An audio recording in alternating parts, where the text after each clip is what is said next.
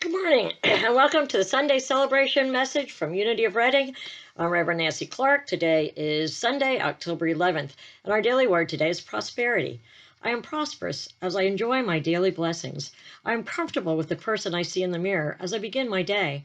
I am filled with energy and enthusiasm for my work, my recreation, time with family and friends, or time for learning and reflection. My gratitude grows throughout the day as I take part in activities I enjoy and spend time with people I care about. As I prepare for sleep, I am grateful for the blessings of a day well lived. More than money or possessions, prosperity is an awareness of well-being, my ability to enjoy simple blessings. I strengthen my prosperity consciousness as I bless and appreciate my home, my friends and family, and my work. I increase the flow of abundance by sharing my talents, time, and treasure in service to others. And from Psalm 23:6, surely goodness and grace shall follow me all the days of my life, and I shall dwell in the house of the Lord my whole life long. So today I want to discuss blame versus personal responsibility. I believe we're all aware of and probably have participated in the popular blame games of our society. At this time, we see the participation in the blame games running riot. We blame the government, our leaders, other countries, the economy, the virus, certain groups of people, our parents. Some even blame God. Robert Half was correct when he said, "The search for someone to blame is always successful." It is easy to blame others. When we do, we no longer feel the possible emotional discomfort associated with owning our own mistakes or the path our life is taking. If our boss is angry about the result of a current project, it feels safer to blame a coworker. Blame can facilitate a cycle of blame, defensiveness, attack, reblame, attack, defense. I found this cute little cartoon of two chickens. The first one said, "The problem with you is you cannot take any personal responsibility." The second one replied, "Yeah, and whose fault is that?" There's also another little thing I have heard that I like. "I did not say that you did it. I said I was going to blame you."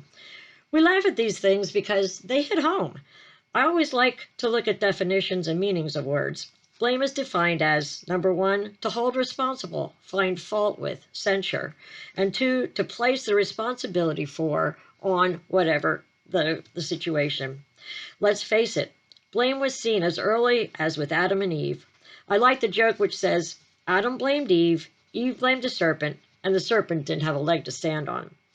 As exemplified from the definition, blame is the act of holding someone else or something else responsible. Every time we blame, we avoid personal responsibility. When we blame a circumstance or other people, we are failing for our failings and our current state of dissatisfaction. We hinder our own ability to move forward. It is very difficult to learn from the results of our thoughts, feelings, actions, and beliefs if we continually blame God, nature, or them for our current reality. Just think how easily blame can creep into our own lives.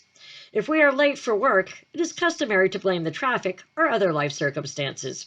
I mean, how many times have you been at work when a coworker arrived and stated, "I apologize for being late. I did not adequately plan my time, so I am responsible for my tardiness. Could you please write me up so I am discouraged from continuing my pattern of poor time management?" I saw one quote which says, "To err is human. To blame it on someone else shows management potential." When we blame, we have a negative influence on others. If we model the pattern of blaming at home, our children will imitate our pattern of avoiding accountability. When we blame our spouse or partner for our emotional response, our spouse or partner will likely feel resentful. Blame is a habit that we are in control of. Once we become aware of our tendencies to blame, we can move away from blame and move towards personal responsibility. Dr. Robert Anthony quoted, "When you blame others, you give up your power to change." And remember, whenever you point a finger, there are always three pointing back at you. The opposite or antidote to playing the blame game is taking personal responsibility. I looked up responsibility as well in the dictionary. Responsible is defined as answerable or accountable, as for something within one's power, control, or management, involving accountability or responsibility, as in having the power to control or manage. Chargeable with being the author, cause, or occasion of something. Notice that all these definitions contain the word power. Taking personal responsibility is really taking our own power back. Unity teaches personal responsibility. Personal responsibility arises from acknowledgement that we are in control of our beliefs, habits, thoughts, feelings, responses, words, and actions. And it is our own beliefs, thoughts, attitudes, and emotions that produce our reality. When we accept personal responsibility, we understand that we are responsible for our general life circumstances. If we are dissatisfied with how things are, personal responsibility will lead us to changing our situation, whereas blame will allow us to be complacent and stick with the status quo of dissatisfaction. Blame keeps us stuck. Personal responsibility gives us the option to move forward. The Bible is loaded with stories of power in taking personal responsibility. If you remember in the Gospel of John in the 5th chapter, it tells the story of a man who stays by the healing pool of Bethsaida for 38 years. Jesus asked the man if he wants to be made well.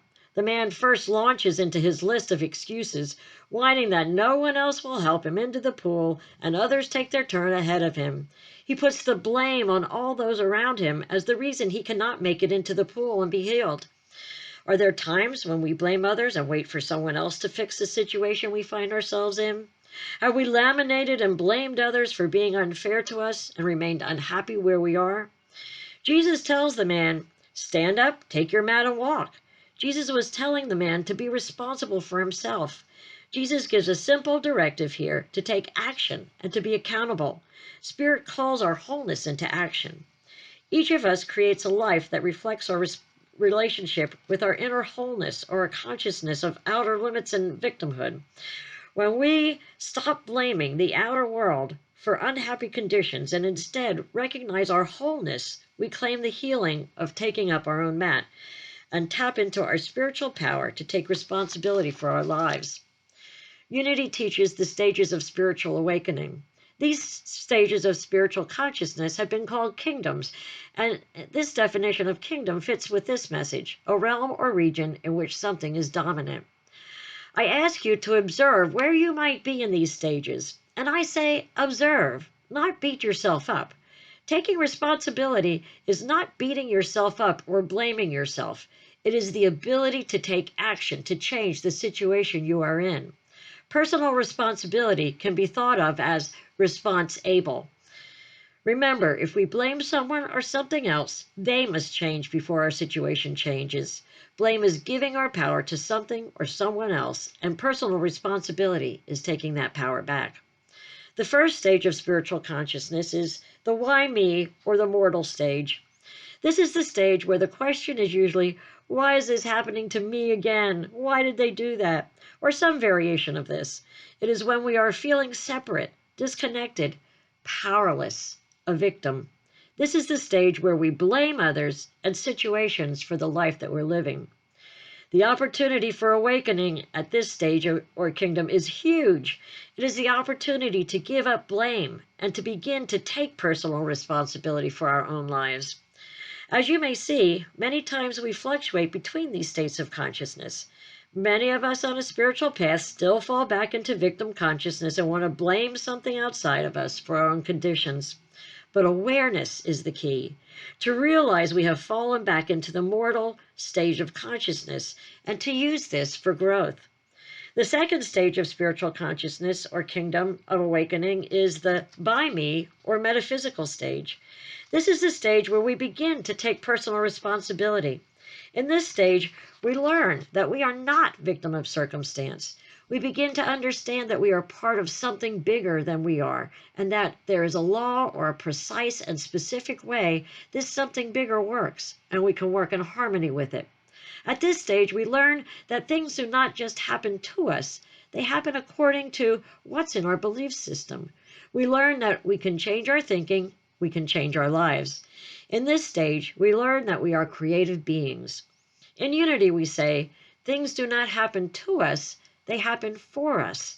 Things happen to reflect to us what we need to change. They happen to us for growth and a spiritual evolution. We need to ask ourselves, what beliefs and attitudes am I holding on to which have produced this situation in my life? We can then take our power back to change those beliefs and attitudes. This is the stage where we are learning amazing tools like affirming and visualization and vision boards, spiritual mind treatment, meditation, and affirmative prayer. We learn that if we can see it with our mind's eye and feel that it is done, we can create it. And yes, we can change and change the world which we see. This third stage is where we learn to make things welcome. It is through me, or the mystic. In this third stage, we begin to release control and replace it with the sense of a personal relationship with something much more powerful than we are. This stage of our evolution or consciousness is a place where we surrender more and more to the divine, where we desire to simply be an open vessel for God. We find we are not so attached to a particular outcome. Yet, in this relaxed receptivity, we are more available to our greatest good. The fourth stage is the Asmi, or Master. The Christ, the Buddha, it is a combination of the metaphysic and the mystic, an absolute union with the divine, no sense of separation, no division. Joel Goldsmith wrote, "Do not pray to God for things, pray to know God, and all things will simply appear." When a master sees lack, he or she knows it's just a place for calling forth more of God in expression. It's just an opportunity to experience more of God. There's a quote by Eric Allenbach that states, yes, there are times when something is legitimately not our fault. Blaming others, however, keeps us stuck in a stuck state and ultimately rough on our own self-esteem.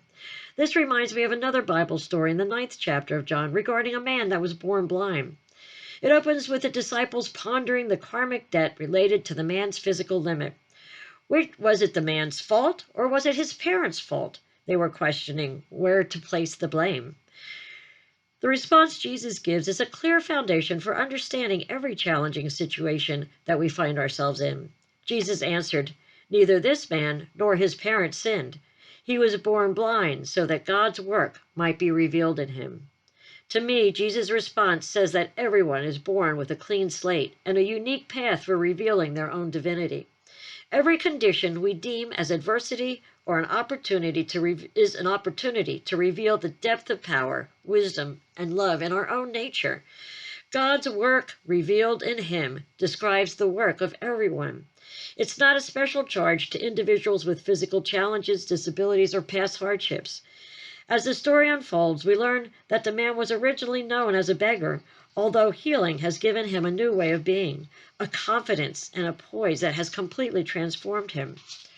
What if the only sight restored in this man is his ability to see himself as an expression of divine wisdom, power, and love that he was created to be? That's so much more powerful of a healing than restoring mere physical sight. The man then becomes aware of his wholeness, and with that healing, his life changes. The vision of self-awareness doesn't rely upon what physical eyes see in the outer world. In Mysteries of John, Fillmore writes about the healing process in this story. By putting the clay upon the blind man's eyes, Jesus illustrated how man makes opaque his understanding by affirming the power of material conditions to hamper and impede his spiritual and material growth. The washing away of this clay by the man himself shows that by our own volition and our own efforts, we must deny away these seeming mountains of environing conditions. Touching on a consciousness of wholeness transforms how the man sees himself. From then on, he integrates his new ability and his new attitudes into his choices, casting aside old habits and beliefs until he appears as a new man. What if we could take our current situations and circumstances that we are in, the ones that we're blaming outer things for, and think of them as a way to reveal God's work in us? This is a simple guidance often used in therapy that goes, name it, claim it, and tame it. It refers to being able to identify or name our challenges, emotions, weaknesses, or faults, claim them or accept them as our own, and taming them by learning to live with them, overcome them with our spiritual power, and transform them. The first step is when we name the challenge. We are getting to what the Stoic philosophers call the thing itself, the core feeling or thought. This is an example of the first principles in simplicity, or getting to the base. We may say we are angry about a situation, but on further reflection, we become aware that it is our beliefs about the situation that make us feel hurt or disappointed, therein naming the first of the core feelings. When we name or identify the feeling or perhaps the object of our fear, we make it conscious. It no longer sits in our subcortical brain, the realms of fear, fight, flight, or freeze. It moves to the cortex where it can be known and processed. Then we begin to journey out of denial and into acceptance. We realize the root cause is within us, our beliefs, our attitudes, and our own perceptions. The next step is to claim it. Once I identify or name and accept or own the situation, thought, or feeling for what it is, I can take personal responsibility. I can change. I become aware that the condition, situation, thought, or feeling has nothing to do with anyone else but me. It is my response and my perspective alone. This does not mean that I am assigning guilt, blame, or shame to myself or anyone else. I am simply naming the challenge, accepting my response and role in the situation, and now developing or learning to mindfully respond rather than act out of denial, blame, anger, or any previously learned behavioral pattern, such as avoidance. This is how we take our power back. We can only change ourselves, and when we change, our situation changes. Taming the automatic or unconscious response, which is our human response, leaning to our own understanding, is developing the ability to respond in a non-destructive or non-violent manner. In Jungian terms, we are getting to know and explore our shadow, our dark side. In Unity, we would call these our human ego thoughts. These include our destructive thoughts, feelings, behaviors, prejudice, disowned character vulnerabilities, and beliefs that no longer serve us, and our house of shame and guilt. To bring to light the awareness of the light of God to our own inner being is to bring the light of awareness, the light of God, of our own inner being to those dark corners, we use the tools which assist us to working out our own emotions. This could be talking to a trusted friend, releasing body tension, finding expression in drawing, writing, song, movement, or any meaningful art form that you are good at. We can use affirmations and denials as Unity teaches, affirming the truth of our being and denying that anyone or anything outside of us has power over us. We can then summon our spiritual power from within to overcome any situation. We choose to live a meaningful life of personal value within a community. When we recognize that we have deviated from our spiritual path, we immediately own our behavior, make amends, and provide restitution where appropriate. Through prayer and meditation, we can ask what we need to change and know the strength to overcome will be provided. We can ask for a new perspective to see things differently instead of placing blame.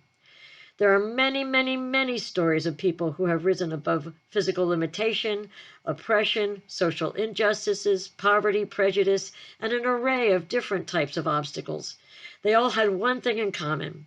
They did not place blame on something or someone else outside of them. They knew that if they placed blame, they would remain stuck where they were. They knew who they were, and they knew what they were capable of. They used their God power within and revealed God's work in them. Eleanor Roosevelt once said, "No one can make you feel inferior without your consent. The truth is, no one can make you feel anything or keep you limited without your consent." Once we take full responsibility for our lives and the actions, we have the power to overcome any adversity through our Christ nature, which gives us the strength. Remember, the Bible tells us, I can do anything through God, our Christ nature, who gives us the strength. I want to sum up this message with a great simple prayer by Martin Luther King Jr. Use me, God. Show me how to take who I am, who I want to be, and what I can be, and use it for a purpose greater than myself. And so it is. And we'll take some of these thoughts into meditation. So I invite you to get comfortable in your seat, whether you're standing, sitting, or lying. Get as comfortable as you can.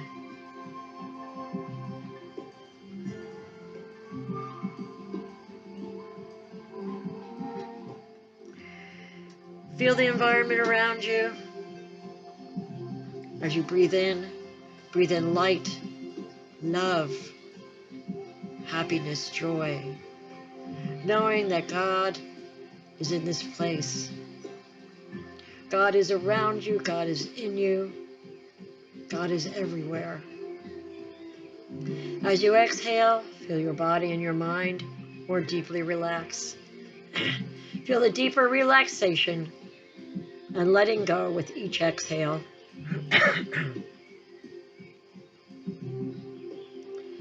As you quiet your mind, quiet all the thoughts of outer things to do, and know that this is where you're to be, in this secret, quiet place, the place that Jesus always came to increase his power, to connect to who he was, and to come back refreshed, energized.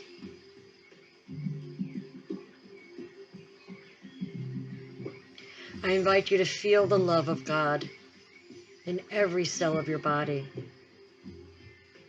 Let it flow through every cell, like your blood flows into every cell. Let the love oxygenate every cell and every organ of your body. Feel the joy of life pulsating through your body. Feel the awesomeness of the oneness connection that you now have with your inner being, knowing your divinity, knowing who you are, knowing that in this place your inner being has all the power you need to overcome any obstacle, any circumstance in life.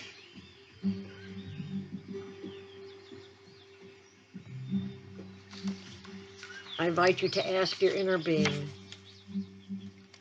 to show you what you need to change, to take personal responsibility. You can use the simple prayer by Martin Luther King Jr. Use me, God. Show me how to take who I am, who I want to be, and what I can do, and use it for a purpose greater than myself. Ask yourself, where have I put blame? Where have I placed responsibility on someone else or something else? To whom and to what circumstance have I given my power? Once identified, make a commitment to take your power back. Own the situation. Say, I know I am only in this circumstance because of past beliefs, because of attitudes, because of thoughts and mass consciousness that no longer serves me. I am willing to give this up. I am willing to see things differently. I am willing to see through the eyes of God. I am willing to see a different perspective. I am willing to take back my power by owning this situation.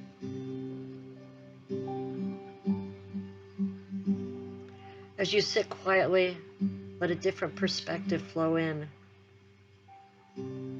Don't try to make one up. Allow your inner being to show you.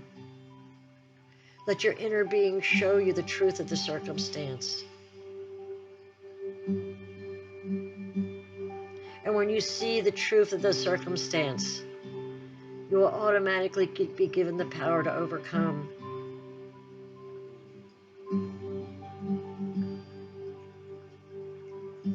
Know that these situations were here to put you into a higher spiritual evolution. They're here only for your growth.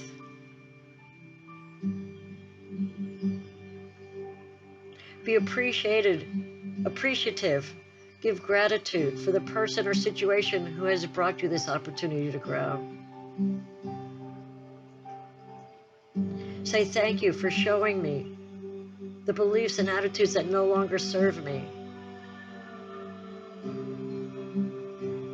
and allowing me to grow spiritually, to see things through the eyes of God, to allow God's work to be revealed within me.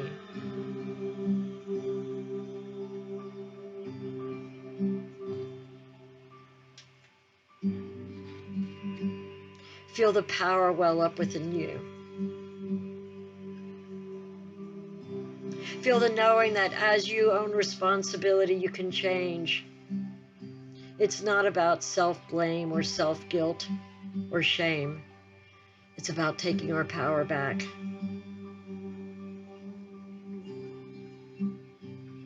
Know that as you see things differently, circumstances will automatically change.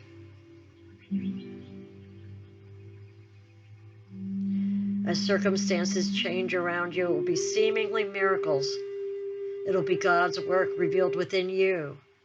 You will be the change that you wish to see in this world. As Jesus proclaimed, take up your mat and walk. Take up your current situation and walk away from it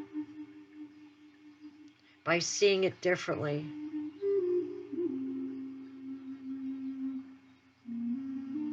Take up your mat and walk. Walk away from the blame game and find the wholeness within yourself.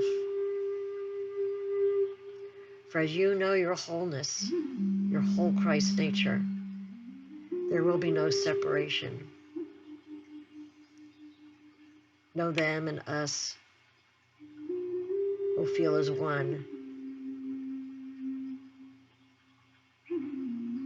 And know as I heal the world.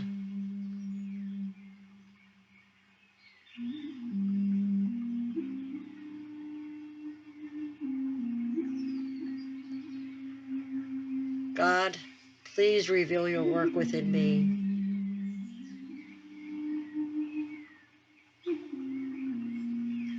Use me. Show me. Guide me. Help me to be the change that I want to see in life.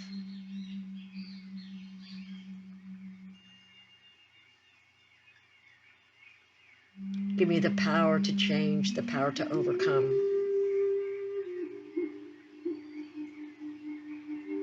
The willingness to see things differently. And the courage to know the truth.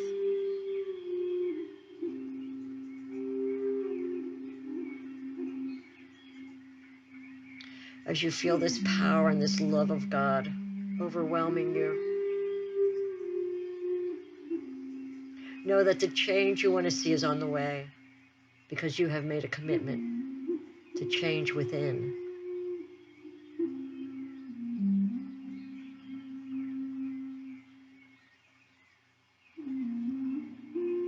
Use me, God. Show me how to take who I am, who I want to be, and what I can do, and use it for the greatest purpose.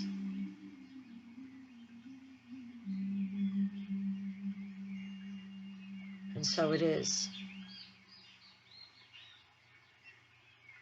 As you feel this new awareness, this new perspective, this new power, bring this into your outer circumstances. Know the truth, and the truth shall free you. Know that all is well.